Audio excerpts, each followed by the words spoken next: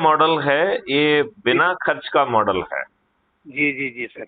ये ये मॉडल इस बात को कहता है हाँ कि सभी लोगों को हाँ एकजुट होना पड़ेगा, संकल्पित होना पड़ेगा, क्योंकि आज जी जी की जो दुर्व्यवस्था है जी वो आसुरी हो गई है।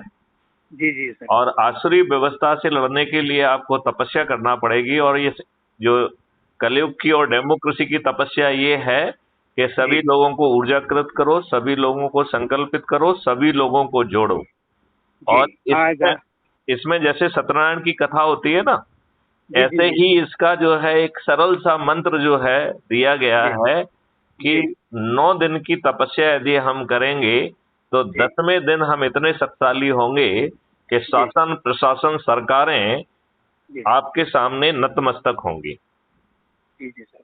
हाँ अब तो आप इस प्लानिंग तो वैसे कर। हैं?